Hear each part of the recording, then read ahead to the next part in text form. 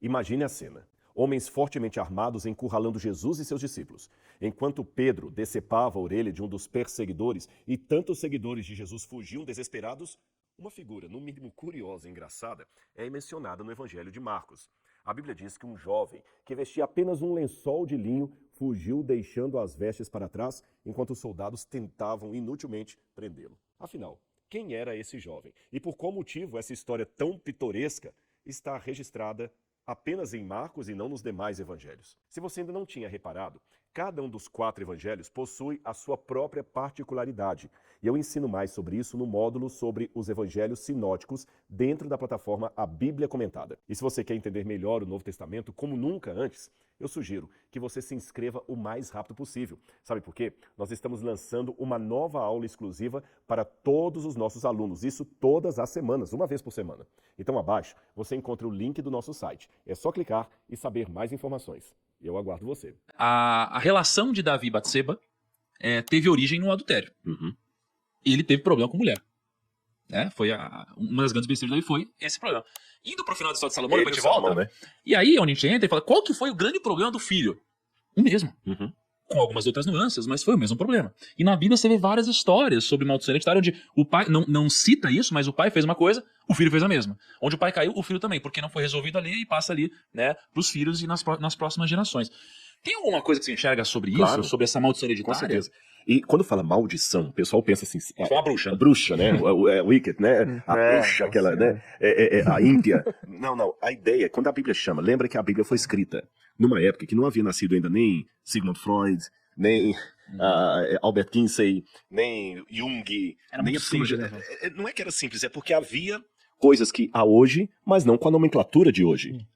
Tá certo? Havia o que há, mas sem essa nomenclatura. Então, a Bíblia tem o conceito. O que hoje a psicologia chama de traços hereditários, de questões, traumas hereditários que você herda, eles chamam de maldições hereditárias. E por que a palavra maldição? É porque ela vem carregada de uma advertência. Você quer ser pai? Você quer ser mãe? Então, se prepare. Porque se você pisar na bola, até a 10ª geração, até a 3ª e 4ª geração sua, vai estar sofrendo disso. Isso. Mas fique tranquilo. Mesmo que você fale, se você se agarrar comigo, eu terei misericórdia até 1000 gerações. Daqueles que me amam e guardam os meus mandamentos. Então o primeiro ponto é esse. A Bíblia não está falando de nada que a psicologia e a psicanálise hoje não tratem nos consultórios. Apenas usando uma nomenclatura. Segundo, a Bíblia, quando chama de maldição hereditária, ela não chama de determinismo hereditário. Em canto algum da Bíblia, do Gênesis ao Apocalipse, você é obrigado a ser porque o seu pai foi. O fato do seu pai ter sido pode lhe dar uma predisposição para certas coisas, mas não uma determinação para certas coisas. Aqui eu tenho que até fazer um esclarecimento para ser honesto com o meu público. Há alguns que seguem uma teologia calvinista, de João Calvino, dizendo que Deus predetermina tudo. Então, na verdade, não existe o livre-arbítrio. É Deus que determinou se eu vou ser salvo, se não for. Eu não concordo com essa linha. Tem uma outra linha, a arminiana, que é a que eu concordo, que nós somos responsáveis pelo nosso destino e as nossas escolhas. Nós somos responsáveis. Então eu tenho muitas coisas que eu carrego no casamento, conversando com a Laura, a gente fica percebendo às vezes assim, como é que eu trago algumas coisas que ela não traz do lado dela por causa da criação que eu tive, algumas dificuldades. Sabe aquela coisa, por exemplo, vou dar um exemplo. Olha como é que eu sentei aqui e estou falando naturalmente, sem nenhum medo. Para vocês também, vocês são da comunicação. Uma outra pessoa ia ficar tremendo aqui, com a mão suando, com medo da próxima pergunta que você vai fazer, colocando a mão aqui de medo. Ou seja, cada um tem a sua facilidade ou a sua dificuldade de acordo com o que ele recebeu. Mas eu posso sim decidir o que eu vou fazer disso ou não. Então, repito, seus pais podem passar para você tendências, não determinismo. Você que escolhe se vai seguir nos caminhos do seu pai ou não. É até uma linguagem que a Bíblia usa. Porque ele andava nos caminhos do seu pai. Ele fez o que era mal ao Senhor. Isso tem de outros reis de Israel. Andando nos caminhos do seu pai. Então, uma dica que eu dou para tratar com maldições hereditárias. Primeiro, conheça-as. Uma coisa legal que você pode fazer em casa é conhecer a árvore genealógica da sua família. Não estou falando pegar aquele programa para descobrir o brasão da família. Não, eu sou da família Rebouças e tal. Não é isso que eu estou falando, não.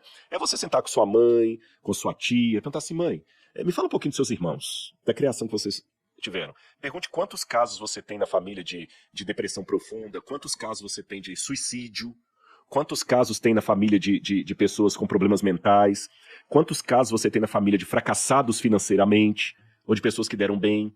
Procure conhecer as virtudes e os defeitos da sua árvore genealógica. E desenhe mesmo essa árvore genealógica.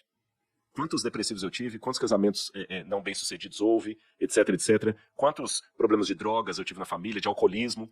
Você vai fazendo aquela árvore ali e você já vai vendo quais são as suas tendências. A partir daquilo, procure ver naqueles galhos da árvore que você desenhou, quais são os galhos que mais se identificam com você. Quais são os que mais se identificam? Olha, isso aqui, isso aqui. Os que são virtuosos, você pode promover. Os que são defeitos, opa, eu tenho essa tendência aqui na minha família. Eu tenho a tendência de me achar um fracassado. Eu tenho a síndrome do impostor. Ore a Deus e comece a trabalhar essas tendências. E aí eu acho que você tem um bom caminho para seguir e, na medida do possível, busque a ajuda de um profissional de saúde mental, que um bom terapeuta pode fazer uma grande coisa na sua vida. Um bom terapeuta. Principalmente homens têm preguiça ou preconceito de procurar um psicólogo. Tem que fazer, né? Tem que fazer. Tem que fazer. Terapia é muito bem-vinda. Agora, quando a gente fala de maldição hereditária, deixa eu falar um pouquinho mais de Salomão e vamos sair um pouco da Bíblia para as pessoas aplicarem e depois a gente volta de novo aqui. Por exemplo, Salomão, né? A gente falou desse lado ruim e a gente vai chegar nessa parte da história, de como ele replicou o comportamento do pai, mas também tem o lado bom. Né? Porque quando Salomão ele pede a sabedoria, ele pede por quê? Por causa do pai também. Então você acaba replicando o comportamento ali, porque você acaba aprendendo, olhando, vivendo junto, você vai aprendendo a pensar e tomar decisões. Quando a gente olha para nossa vida, pensa em educação financeira, Kaique. Educação financeira, nossos pais não nos ensinaram. Pô, mas os pais deles também não ensinaram eles. E assim por várias gerações. Aí pega a alimentação, né? Todo mundo come meio parecido em casa, já viu? Assim, numa casa, todo mundo come batata frita. Cara, geralmente os pais também comiam batata frita e vai assim por diante. Nossa. E tem aquelas casas onde todo mundo come de uma forma mais saudável. Não, a Dani, né? A Dani é uma pessoa muito fitness, tal, tem uma consciência de alimentação gigante. Cara, a criação dela em relação a esse assunto é muito diferente da minha. Era uma criação mais focada nisso? Muito, muito mais focada, muito mais consciente. E desde tudo, assim, desde, cara, a família sentar à mesa, todo mundo comer junto, não sei o que lá. Eu era tipo, cara, comendo na frente da TV, nuggets ali, ketchup, já era, não sei nem o que eu tô comendo, entendeu? E aí o que é importante? Quando a gente pega um versículo falando sobre maldição hereditária, em Êxodo 25 fala o seguinte, não te encurvarás a elas nem a servirás, porque eu, Senhor teu Deus, sou Deus zeloso, que visito a iniquidade dos pais nos filhos, até a terceira e quarta geração daqueles que me odeiam, né? Foi o que o Rodrigo falou. E aí, por que isso aqui é importante pra mim? Porque em casa a gente tava discutindo muito sobre filhos. E aí o ponto é, cara, é uma responsabilidade você ter filhos sem resolver esses problemas. Sim. Pô, a gente, acho que é problema quando você nem sabe que tem problema, né? Quando você reconhece que você tem problema, pois aqui já é um passo. Quando você reconhece que você tem problemas, você não os trata e você coloca uns filhos no mundo, você fala assim, caraca, que responsabilidade, porque você vai passar um monte de besteira pros seus filhos, muito provavelmente, né? Então, por isso que eu acho que é importante saber desse conceito, que você pode chamar de maldição hereditária ou por outros nomes, na segunda psicologia, onde você precisa ter essa responsabilidade, senão você vai passar a cagada adiante. E com uma coisa interessante, muitas vezes, para você não repetir o modelo, você terá que fazer algumas rupturas de autoridade. Cuidado com as figuras de autoridade que você coloca na sua vida. Então, vou pegar o Salomão. Vamos pensar um pouquinho sobre que tipo de mãe a Batseba deve ter sido. Muito possessiva. Não é? Ela deve ter usado várias vezes, porque quando ela teve o problema, que ela engravidou do primeiro que morreu, ela foi falar com Davi, olha, eu tô grávida. Imagina a cabeça dela. A Bíblia não diz isso diretamente, mas nas entrelinhas a gente pode ler. As acusações. Olha que eu tava quieta lá tomando meu banho, você que me chamou. Não, você que me seduziu. Esse DR deve ter tido entre ela e Davi. Perdeu o filho. Ela deve ter virado para Deus e falou assim, por sua culpa, meu menino morreu. Não, foi por sua culpa. Quando Salomão nasceu, a tendência psicológica, tô falando tendência, não é um determinante porque eu não tô com a bola de cristal aqui para saber os detalhes dessa história, mas a tendência é, às vezes, quando a mãe perde um bebê, e pelo que tudo indica, o outro era o primeiro filho de Batseba, ela não tinha filho com Urias, então a mulher perde o bebê. Quando nasce o segundo, a tendência é ela se apaixonar pelo segundo e o medo de acontecer com o segundo o que aconteceu com o primeiro, repito, pessoal, são tendências, tá certo? A tendência é que ela super protege esse segundo filho. Sim. Alguns psicólogos, quando vão trabalhar com mães que perderam o primeiro bebê e tem um segundo pouco tempo depois, trabalhar para que ela não abafe esse segundo com amores e cuidados compreensíveis, porque ela tem medo de perder. Ela não quer de novo a dor do luto. Então ela pode se tornar uma mãe possessiva, uma mãe daquela que protege, que determina os caminhos e tudo mais, etc. E você nota isso aqui. Ela começa, já no início do livro de 1 Reis, que é quando vai contar a história de Salomão, ela começa a ter um papel de proeminência que não era próprio dela enquanto rainha naquela época. Ela que foi lá em Davi, olha, você não prometeu que Salomão ia ser o seu filho, o rei?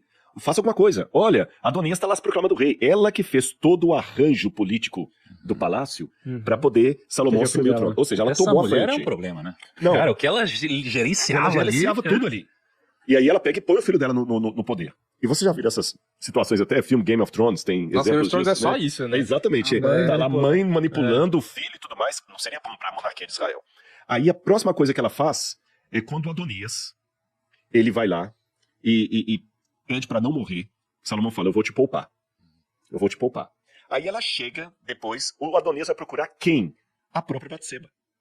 Interessante o Adonias ter pedido a Batseba Pra ter influência política. pra ficar com a esposa do pai, com a Sunamita. Aí a Bíblia diz aqui, eu posso ler? Uhum. Olha, diz aqui, que o Adonias vai e fala com a Batseba, né? Então Batseba foi até o rei Salomão para falar-lhe a favor de Adonias. O camarada era um mau caráter, e ela foi lá. O rei se levantou para recebê-la e inclinou-se diante dela. Depois se assentou no trono e mandou pôr uma cadeira para sua mãe, e ela se assentou à sua direita. Olha o poder, olha a influência dela. Então Batseba disse, só um pequeno favor lhe faço. Pequeno caramba, ela estava pedindo um negócio que era completamente errado. E peço que não seja recusado. Olha a chantagem emocional. Eu sou sua mãe. Você pode ser o rei, mas eu ainda sou sua mãe. Pode pedir minha mãe, porque não recusarei um pedido seu. Batseba disse, peço que Abissaque, a Sunamita, seja dada por mulher a Adonias, seu irmão. O que ela estava pedindo era a sentença de morte do próprio Salomão. Porque, em primeiro lugar, se Salomão permitisse aquele casamento, ele estaria indo contra as leis de Moisés, que por sua vez tem Deus como autor.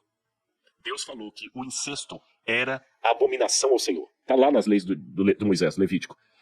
Um homem, Deuteronômio melhor dizendo, um homem não pode ter por mulher a esposa do seu pai, mesmo que o seu pai tenha morrido. Você não pode se casar com a viúva do seu pai. Isso é incesto. Se eu não me engano, acho que até no Código Penal brasileiro é um tipo de relação também que não é aceitável. Você não pode casar com a viúva do seu pai, mesmo que ela não seja sua mãe. Se eu não me engano, se eu não me engano, mesmo no Código brasileiro, isso também é considerado incesto. Você não pode casar com uma ex-sogra, porque não existe ex-sogra. Então, parece que são relações... Alguém coloca aí como é que é no Código Nacional Brasileiro, mas se eu não me engano é assim mesmo. Você não pode. Então ele não pode, é incesto. É incesto, ela é a mulher do seu pai. Segundo, sendo ela uma mulher do seu pai, ela era uma candidata também à rainha. Então ela era concorrente de quem? Salomão. De Salomão e da própria Batseba. Então, deixa Adonias casar com ela. Infrinja a lei de Deus. Coloque o seu reino sob risco e a sua relação com Deus.